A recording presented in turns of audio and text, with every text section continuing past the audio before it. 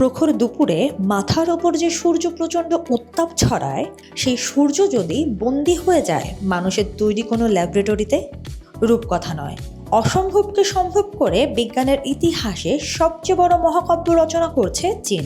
পৃথিবীতে নিজেদের কৃত্রিম সূর্য বানানোর এক অসম্ভব দৌড়ে বিশাল এক ধাক্কায় সবাইকে পেছনে ফেলে দিল দেশটি।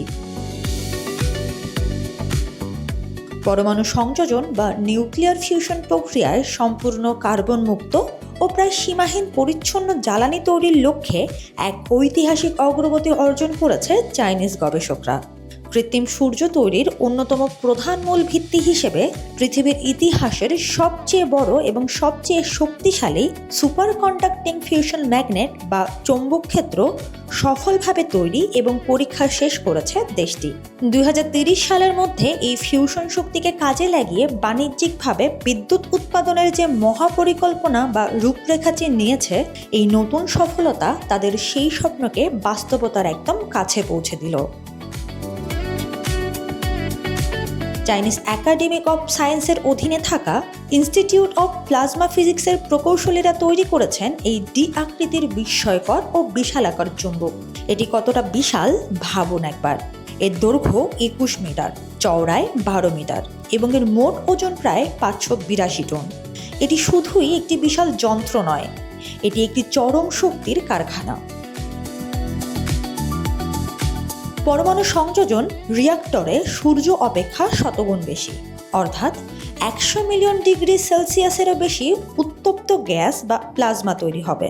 এর চরম উত্তাপে পৃথিবীর যে কোনো বস্তু মুহূর্তে গলে বাষ্প হয়ে যাবে। তাই এই উত্তপ্ত প্লাজমাকে রিঅ্যাক্টরের দেয়ালের সংস্পর্শে আসতে না দিয়ে শূন্যে আটকে রাখাই আসল চ্যালেঞ্জ।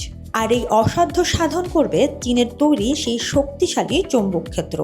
একই সাথে তারা পরীক্ষা করেছে রিঅ্যাক্টরের মূল হৃৎপিণ্ড, উচ্চ তাপমাত্রার সুপার কন্ডাক্টিং সেন্ট্রাল সলোনয়েড কয়েল, যা রিঅ্যাক্টরে প্লাজমাকে প্রজ্বলিত এবং নিয়ন্ত্রিত রাখতে সরাসরি কাজ করে। বিজ্ঞানের এই মহাকাব্যিক আবিষ্কার কিন্তু রাতারাতি আসেনি।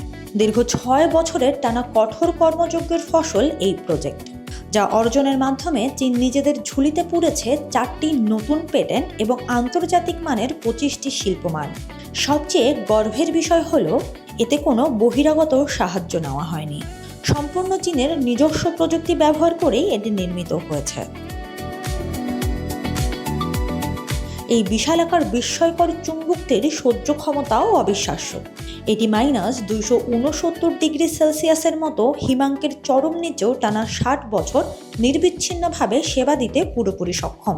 এর আগেও চীনের experimental advance super conducting টোকামাক 100 million degree Celsius তাপমাত্রায় রেকর্ড 166 সেকেন্ড প্লাজমা ধরে রেখে পুরো বিশ্বকে চমকে দিয়েছিল। চীন অনানুষ্ঠানিকভাবে জানিয়েছে 2027 সালের শেষ নাগাদ তাদের বিশ্ববিখ্যাত বার্নিং প্লাজমা এক্সপেরিমেন্টাল টোকামাক নির্মাণের কাজ পুরোপুরি সম্পন্ন হবে।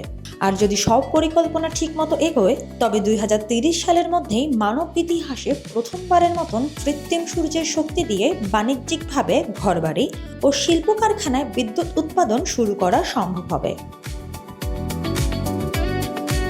তবে এই জয়ের আনন্দের মধ্যেও সতর্কবার্তার বাণী শুনিয়েছেন স্বয়ং গবেষকরাই। তারা জানিয়েছেন, পুরো রিঅ্যাক্টরটিতে সঠিকভাবে সংযোজন করা এবং বাণিজ্যিকভাবে অবিরাম বিদ্যুৎ সরবরাহ নিশ্চিত করতে এখনও বেশ কিছু কঠিন গাণিতিক ও প্রযুক্তিগত চ্যালেঞ্জ অতিক্রম করা বাকি। তবুও বিজ্ঞানীদের বিশ্বাস, যে গতিতে চীন এগিয়ে চলেছে তাতে পরিচ্ছন্ন জ্বালানির এক নতুন ও উজ্জ্বল যুগের সূচনা হতে আর বেশি দিন বাকি নেই।